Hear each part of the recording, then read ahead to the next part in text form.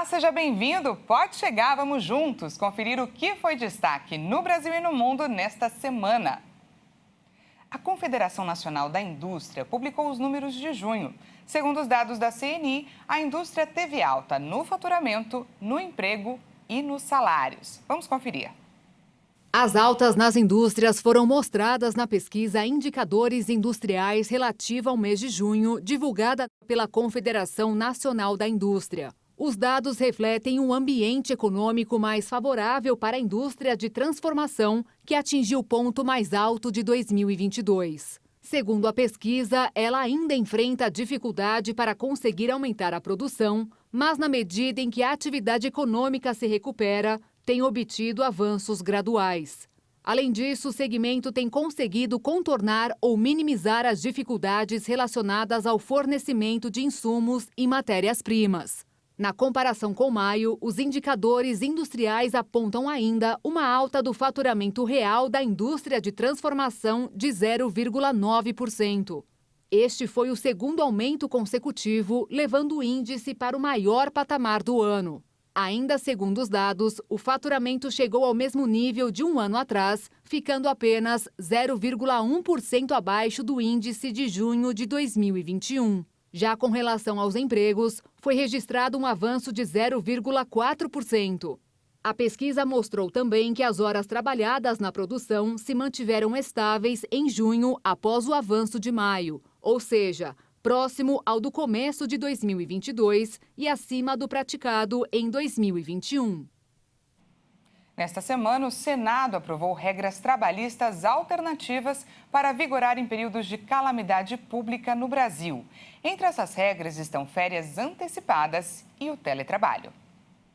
A intenção das novas regras trabalhistas aprovadas é preservar o emprego e a renda, garantir a continuidade das atividades e reduzir o impacto social decorrente do estado de calamidade pública. Entre as medidas previstas estão teletrabalho, antecipação de férias individuais e concessão de férias coletivas, aproveitamento e antecipação de feriados, banco de horas e a suspensão da exigibilidade dos recolhimentos do FGTS.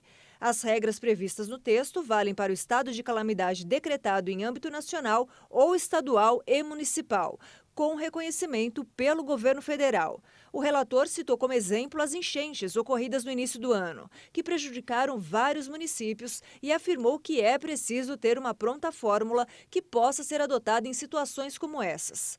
A MP inclui trabalhadores rurais, domésticos e temporários urbanos, além de aprendizes e estagiários. O prazo de adoção das medidas alternativas deve ser estabelecido em ato do Ministério do Trabalho e Previdência e pode chegar a 90 dias, com possibilidade de prorrogação enquanto durar o estado de calamidade pública decretado.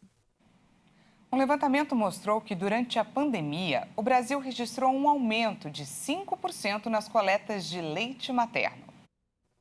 Um levantamento feito pela Rede Brasileira de Bancos de Leite Humano apurou a quantidade de litros coletados nos 220 bancos de leite do país. Foram mais de 233 mil litros entre 2020 e 2021, o que representa um aumento de 5% se comparado com o ano de 2019. De acordo com o Instituto Nacional de Saúde da Mulher da Fiocruz, o período de isolamento social na fase mais aguda da pandemia fez as mães ficarem mais tempo com os bebês, e isso contribuiu para a elevação do número de doadoras. Mas, segundo o próprio Instituto, esse número ainda não foi suficiente para atender a todas as demandas. Por ser um alimento sensível que passa por um controle de qualidade, o leite não pode ser distribuído entre os estados. E por isso existe uma necessidade de ampliação do número de doadoras em todo o país. Os bancos de leite materno não funcionam apenas para a coleta, mas também como centros de apoio a todas as mães que precisam de ajuda com a amamentação. As autoridades de saúde orientam que os bebês sejam alimentados exclusivamente com leite materno até os 6 meses de vida. Isso porque ele tem todos os nutrientes que a criança precisa e ainda previne o desenvolvimento de doenças na vida adulta. Um novo estudo tenta explicar o motivo para a impulsividade alimentar durante a madrugada. O distúrbio está sendo chamado de cérebro após a meia-noite.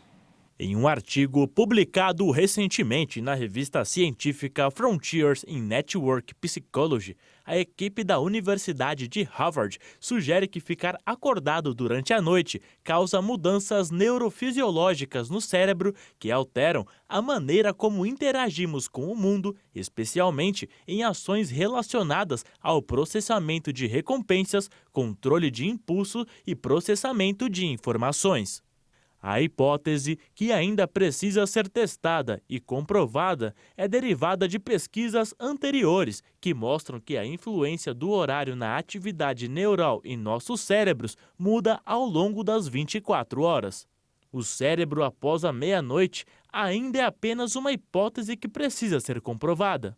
Mas os pesquisadores acreditam que, se isso se confirmar, pode ter um amplo impacto, em especial em indivíduos que precisam ficar acordados à noite para trabalhar, como pilotos, profissionais de saúde, policiais e militares.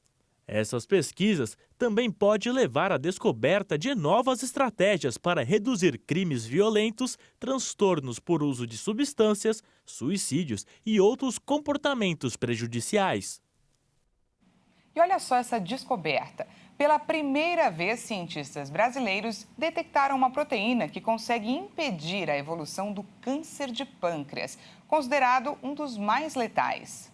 Pesquisadores do Instituto de Ciências Biomédicas da Universidade de São Paulo identificaram uma enzima presente na maioria das pessoas que morreram com a doença. A partir desta constatação e somado a um inibidor dessa proteína, houve o índice maior da morte das células tumorais, o que evitou o crescimento e a migração em ensaios in vitro, tornando-as menos malignas. A descoberta, apoiada pela Fundação de Amparo à Pesquisa do Estado de São Paulo, abre caminho para o desenvolvimento de uma nova terapia contra esse tipo de câncer. O resultado obtido com o uso do composto NSC 305787 foi publicado na revista Investigational New Drugs do grupo Springer Nature.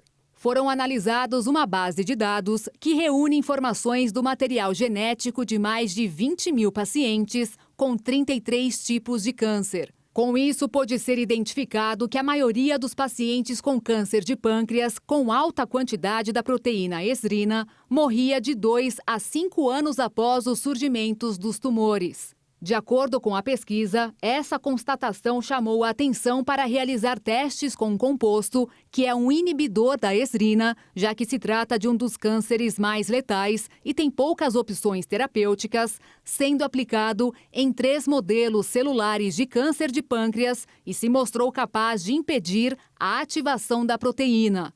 Apesar das diferenças nos modelos experimentais, as células cancerosas testadas apresentaram resultados similares. O êxito nesses primeiros testes proporcionará um resultado mais assertivo no futuro. No entanto, ainda não há como desenvolver medicamentos a partir dele, porque o composto ainda não foi testado em seres humanos e seu uso é restrito para pesquisa até o momento.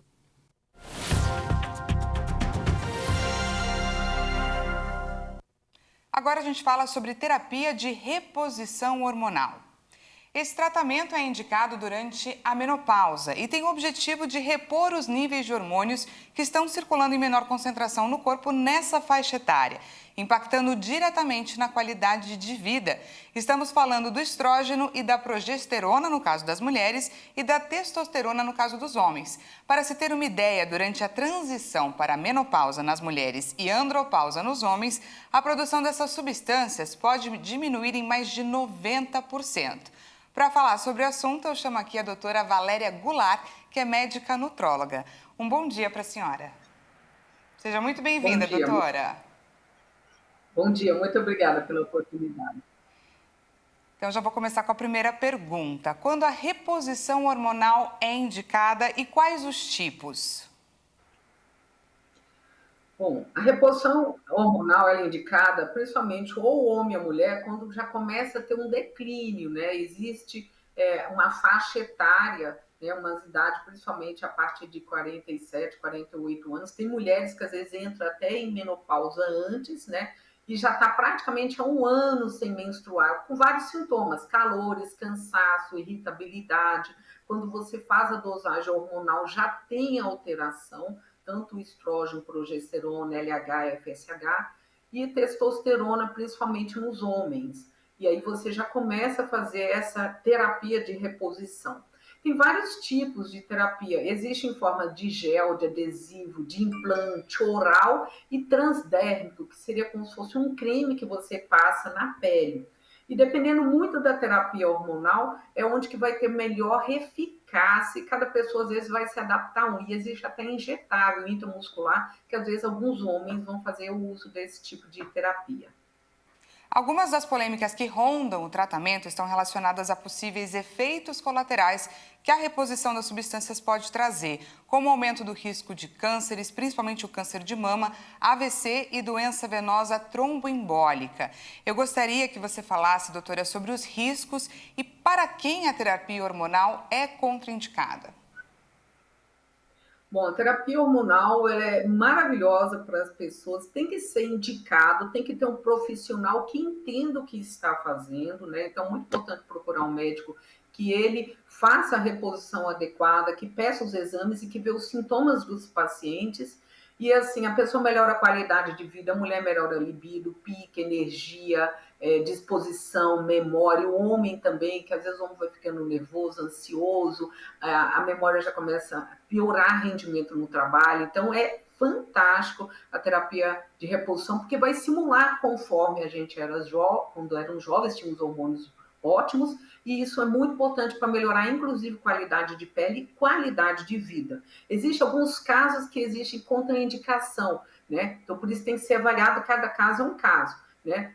Tem algumas mulheres que já têm vários casos de mama na família, né? Então, assim, às vezes uma predisposição hereditária, pessoas, às vezes, que já têm problemas de coagulação, mas isso tem que também ser investigado, porque tem vários tipos. Porque o grande problema de reposição é o tipo do hormônio. Então, se vai escolher um tipo de estrógeno, por exemplo, do estradiol, que o grande problema é a estrona, é um tipo de hormônio. E qual tipo de testosterona que vai usar no homem também. Então, é muito importante ter um profissional habilitado que vai indicar adequadamente para a pessoa a dosagem e o tipo de hormônio e aonde a via vai ser, se é transdérmica ou se não vai ser via oral, que vai ser mais adequado para a pessoa. Tá certo, a gente conversou agora sobre terapia hormonal, benefícios e riscos com a doutora Valéria Goulart, que é médica nutróloga. Muito obrigada pela sua participação, doutora. Muito obrigada por essa oportunidade. E a gente vai para um rápido intervalo e na volta você vai ver os benefícios da tecnologia 5G para a indústria e principalmente no campo. Nós voltamos já.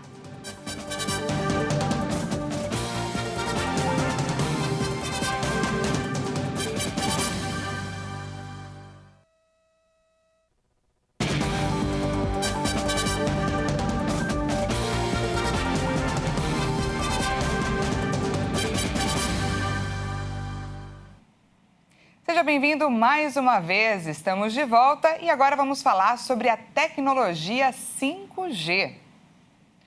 Os benefícios do 5G, que está sendo instalado em algumas regiões aqui no Brasil, vão além da velocidade das interações nas redes. A nova internet, como está sendo chamada, poderá auxiliar também a indústria e principalmente no campo.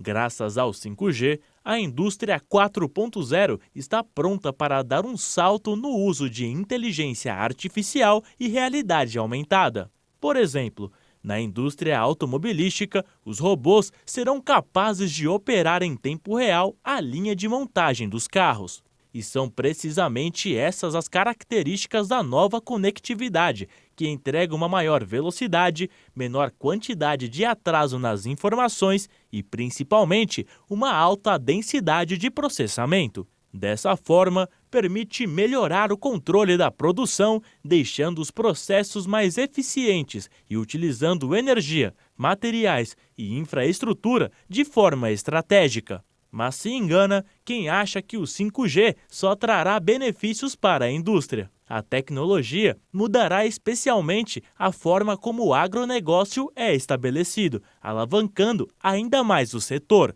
Isso porque a tecnologia digital poderá ajudar na democratização e ajudar os pequenos agricultores a ter mais escala de produção. Com a agricultura inteligente, será possível medir com precisão as variações no campo e adaptar estratégias de acordo com as informações coletadas, e assim aumentar significativamente a eficácia dos defensores agrícolas e fertilizantes. Além disso, permitirá a simplificação das operações, a utilização exata dos recursos como a água e os defensivos agrícolas e, dessa forma, aumentar a produtividade. As redes 5G oferecerão um grande salto tecnológico para o melhor enfrentamento dos desafios que o aumento da população global e as mudanças climáticas oferecem para o setor agropecuário. Dessa forma, a importância da implementação do 5G deixa de ser apenas tecnológica e passa a abranger também os aspectos sociais. O motivo? A fome. Segundo projeções da ONU, até 2050, o mundo contará com 9 bilhões de pessoas e a produção de alimentos deve aumentar em 70% para suprir toda a população.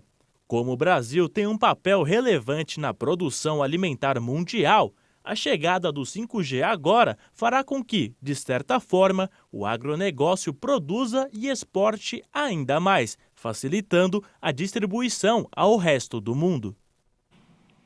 Imagina você receber cerca de R$400 mil por ano para ficar em casa provando doces. Parece mentira, mas essa é uma vaga de emprego que está sendo oferecida por uma empresa canadense. A empresa, chamada de Candy Fun House, pede apenas para que o candidato tenha uma mente criativa e seja um amante das guloseimas. Para se candidatar à vaga de diretor de doces, não é preciso experiência prévia. A empresa reitera que o interessado na vaga não tenha nenhum tipo de alergia a alimentos e precisa ter, segundo ela, as papilas gustativas de ouro, fazendo uma alusão de que o candidato precisa ser sensitivo para diferenciar os sabores dos produtos da empresa. A Candy Fun House promete ainda muita diversão ao futuro diretor de doces, mas muito trabalho também, já que será a responsabilidade do contratado decidir quais novos itens serão incorporados ao catálogo e liderar as reuniões do Conselho de Doces. Os interessados devem se inscrever até o final deste mês no perfil da empresa no LinkedIn, mas a concorrência será dura. Segundo os gestores da Candy Fun House, a empresa já recebeu milhares de candidaturas, incluindo de famílias inteiras, se oferecendo para dividir as tarefas e os trabalhos.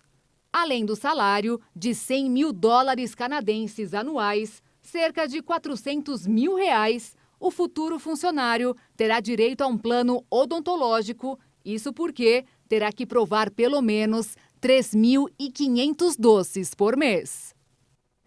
Em Caracas, capital da Venezuela, apesar do caos e do barulho que as pessoas enfrentam nas ruas no dia a dia, ela é considerada uma das cidades com a maior biodiversidade do mundo. O barulho dos carros e ônibus domina Caracas, mas isso não impede que esses beija-flores cheguem ao apartamento de Tomás Fernandes. O chefe de cozinha de 55 anos tem bebedouros em todas as janelas de casa e espera o entardecer para alimentar os pássaros. Caracas é uma cidade privilegiada para aves. No caso dos beija-flores, das 100 espécies que existem na Venezuela, a capital tem 27. Pode até ter umas 30, talvez, mas 27 foram registradas. Os pássaros chegam em bandos nos bebedouros colocados em jardins na capital da Venezuela. O néctar que os beija-flores consomem consiste em água e açúcar. Os entusiastas destas aves têm o cuidado de manter os recipientes sempre limpos e livres de fungos que possam afetar a saúde. Com um metabolismo 77 vezes maior do que de um homem, os beija-flores gastam tanta energia durante o dia que à noite entram em um estado semelhante à hibernação. Alberto Blanco Dávila estuda o comportamento do beija-flor. Ele trabalha no Topotepuy, um jardim privado de 554 hectares, também com diversos bebedouros, cujo uso divide opiniões. Alguns ornitólogos alertam que os recipientes podem mudar os hábitos dos beija-flores e afetar o papel de polinizador, mas, de acordo com Alberto, isso não acontece. O beija-flor pode visitar entre 1.000 e 2.000 flores por dia em uma floresta normal para se alimentar. Este é apenas mais um complemento. Seu papel de polinizador não está sendo comprometido e nem cortado. Continuam polinizando. Eles seguem polinizando. Agora você vai acompanhar uma história impressionante. Um francês de 62 anos sobreviveu por 16 horas dentro do seu veleiro virado no mar do Oceano Atlântico antes de ser resgatado por mergulhadores na Espanha. Em um mar muito agitado na costa da Galícia, no norte da Espanha, a guarda costeira do país precisou trabalhar contra o tempo para resgatar o francês após um acidente. Os serviços de emergência disseram que ele sobreviveu porque estava usando um traje especial usado em competições de vela. O barco do velejador havia enviado um sinal de rádio por volta das 8h23 da noite, quando estava a 22 quilômetros das Ilhas Cissargas. Uma hora depois do envio do sinal, um dos 3 helicópteros mobilizados para atender ao chamado chegou à área e avistou o veleiro virado de cabeça para baixo. Guiado por um marinheiro, a equipe de resgate usou uma manobra pouco usual para ajudar o homem. A única forma encontrada foi bater nas paredes do casco até que a vela virasse. A equipe de resgate, que incluiu 5 mergulhadores equipados, segurou o barco para evitar que ele se movesse enquanto iniciavam o resgate. 2 dos mergulhadores que portavam um tanque de oxigênio mergulharam para inspecionar os destroços e descobriram que o marinheiro estava vivo. Os mergulhadores conseguiram transferir o homem, que não teve a identidade revelada, para um helicóptero e levado a um hospital para ser examinado. Logo depois, foi liberado em um bom estado de saúde. E antes de encerrar essa edição, a gente mostra uma história de livramento. As imagens são de fato impressionantes e mostram a rapidez de um pai que salvou a vida do filho, que quase foi atropelado na cidade de Félix do Xingu, que fica no estado do Pará. Vamos ver. Olha só, o vídeo mostra o momento em que o pai nota um veículo se aproximando e pega a criança no colo. Em seguida, a moto em que o bebê estava sentado é atingida pelo veículo que estava descontrolado e em alta velocidade. Apesar do susto, ninguém ficou ferido. Após o caso, o motorista do veículo e o pai da criança conversaram e entraram em um acordo sobre os prejuízos. A polícia não foi acionada. A ação rápida do pai impressionou a internet. Esse vídeo viralizou e ele foi considerado um verdadeiro livramento. Essa edição fica por aqui. Mais uma vez, muito obrigada pela sua companhia. Um ótimo final de semana para você e até segunda.